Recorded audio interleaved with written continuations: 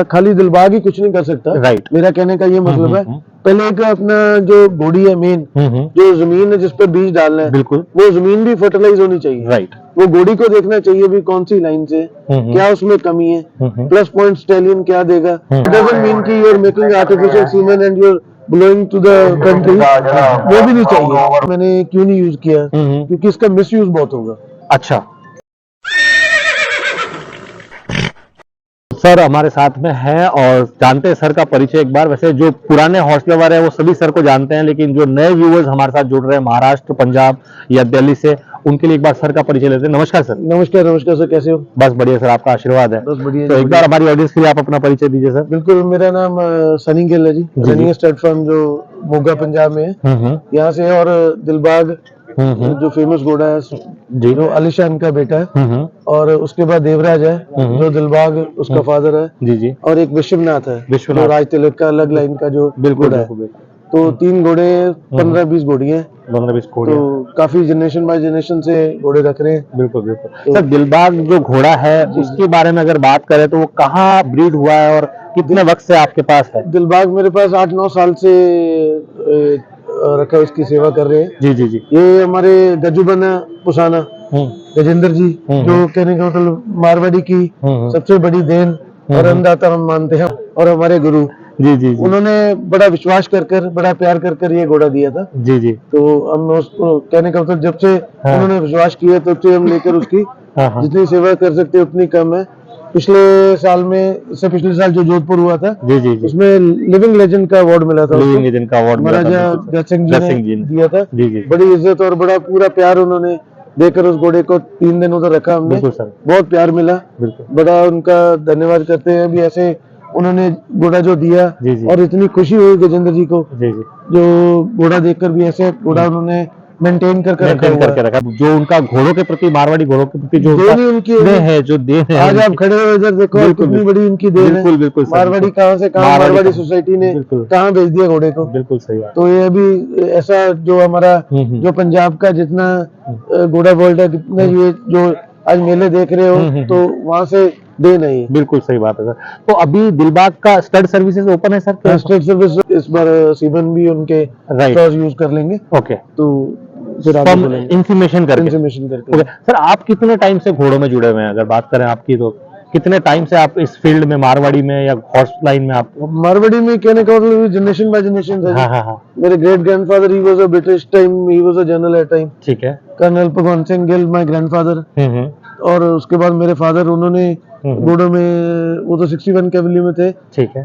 ओबाई जंगू घोड़ा था बड़ा फेमस। तो कहने का जनरेशन बाय जनरेशन उन्होंने घोड़ों का साथ नहीं छोड़ा।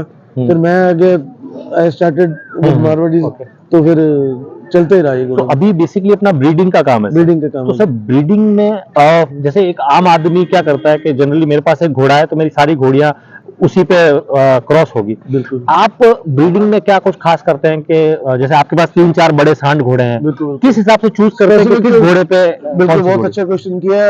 ये ना, एक मैं पहले भी कहता हूँ, एक जैसे कहते थे भी, वो एक ही का खाली दिलबाग ही कुछ नहीं कर सकता। राइट। मेरा कहने का ये मतलब है, पहले एक अपना जो घोड़ी है मेन, जो जमीन है जिस पे बीज डालना है, बिल्कुल, वो जमीन भी फर्टिलाइज होनी चाहिए। राइट। वो घोड़ी को देखना चाहिए भी कौन सी लाइन से क्या उसमें कमी है, प्लस पॉइंट स्टेलियन क्या देगा, क्या उसमें, इसमें दोनों में मैच कर कभी भी 100% स्टेलियन और 100% घोड़ी नहीं होती।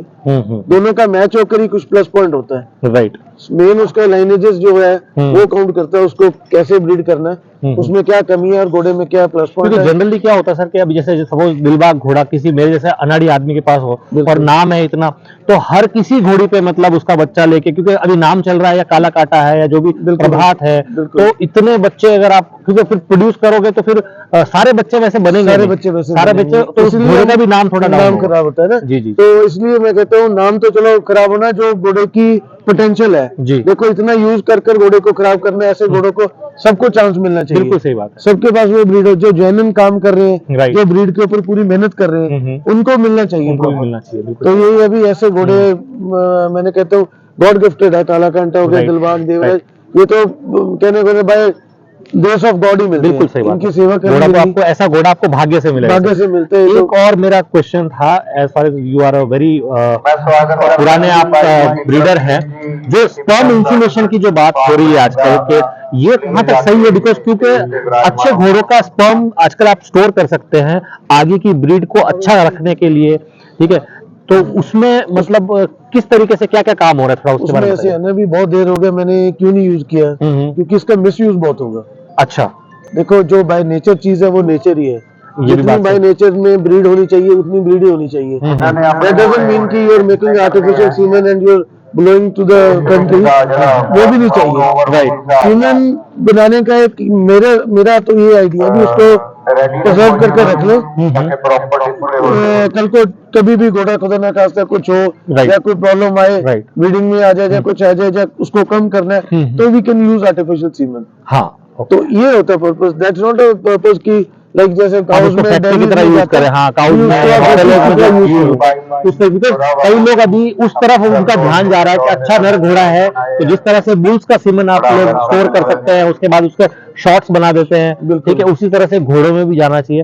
सर वो legendary horses like Dilbagh, like Prabhat, उनके लिए ठीक है बिकॉज ये ऐसे स्पेसिमेंस हैं जो कि आपको स्टोर करके रखने चाहिए, ठीक है, बिल्कुल। बट अगर सभी घोड़ों में अगर ये चीज होगी तो आई थिंक मतलब बहुत ही ज्यादा मिसमैच सी इंडस्ट्री हो जाएगी उसके बाद। नेचुरली ठीक है। मैंने आपको बताया भी, जी, जी। बाय नेचर भी चलना चाहिए। ठीक है, ठीक है। तो सर जैसा कि आपने बताया कि आपके पास एक लेजेंडरी स्टैलियन खड़ा है, तो स्टड फार्म पे कितने के लोग आ जाते हैं, मतलब महीने में, दिन में कितने लोग उसको घोड़े को देखने के लिए? ये तो हमारा सौभाग्य है जी, जो पंजाबी में कहते हैं ना कि हाँ। हम लंगर की सेवा, हाँ जी, हाँ तो जी। भगवान की कृपा ऐसे भी अनकाउंटेबल होता है जी। हाँ, हाँ, ये हाँ। तो कोई ना कोई आज तक मैंने ऐसा कोई भी घर से निराश नहीं होकर जाने दिया। ठीक है। तो हर कोई विजिट करने आता है, तो घोड़े को देखने आता है। ठीक। तो नंबर ऑफ काउंटिंग तो तो आपका इसके अलावा कोई जो बिजनेस है? एग्रीकल्चर है जी। अच्छा, पुरानी तो खेती। आप फिर बिजी रहते होंगे, फिर आप पता चलता होगा, फोन आता होगा, गेस्ट आ गए। आज फोन पर कोई आ ही जाते हैं, हाँ, हाँ। कांटेक्ट कर पहले पता ले लेते हैं अभी टाइमिंग को, आप घर पर हो। ठीक है। तो नहीं भी है तो फिर लड़के लोगों को बोला हुआ है, हाँ, हाँ, आप हाँ। अच्छे से अटेंड कर उनको ठीक है, घोड़े दिखाने। ठीक है, ठीक है।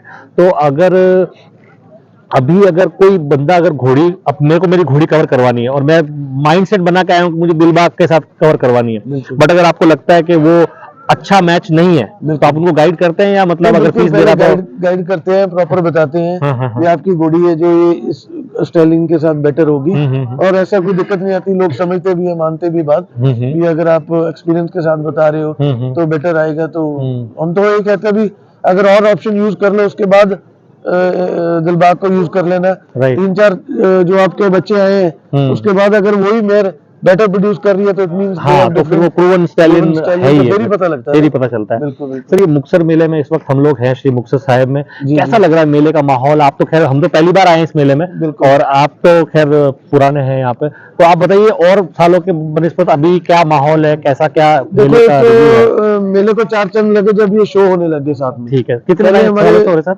ये दूसरा शो है जी, दूसरे सालों। इससे पहले हमारे अकाली दल गवर्नमेंट में एक्स सीएम साहब सुखबीर सिंह बादल, उन्होंने शुरू किए थे मुक्तसर साहिब कॉलेज में। ओके, तब से प्राथमिक कई सालों से 10 साल वो चले शो। तो एक हमारा मेले का क्रेज, तो ये वन ऑफ द ओल्डेस्ट मेला जो ये चल रहा है, राइट, बड़ा प्राचीन और पुराना है ये। तो उसके साथ जब शो हो जाता है तो मेले का कुछ रौनक अलग हो जाती है। देखो गेस्ट राजस्थान, गुजरात, महाराष्ट्र, कहाँ से आ रहे हैं, बिल्कुल, हर कोई आता है। तो ये एक मेले की डिफरेंट ही लेगेसी हो जाती है। और जानवर किस तरीके के आए हैं? आप तो खैर घोड़ों में बहुत समझते हैं, कैसे क्या जानवर? पंजाब में बहुत मेहनत हो रही है, इतनी अच्छी ब्रीडिंग हो रही है, आप खुद देख रहे होंगे, आपने कैप्चर किए होंगे, बहुत अच्छी क्वालिटी पर, और बहुत ग्रूमिंग देखो, सर्दी में कितनी अच्छी ग्रूमिंग है, कितनी अच्छी देखभाल है। बिल्कुल। ये तो एक घोड़े पालक को कोई भी है, चाहे पंजाब से है, आजकल के टाइम में बहुत ही अच्छी तैयारी में घोड़े आ रहे हैं, और इनका मेहनत का काम है। सैल्यूट है इनको, जो ऐसी सर्दी में इतनी तैयारी में ऐसे क्वालिटी के जो घोड़े लेकर आ रहे हैं जी।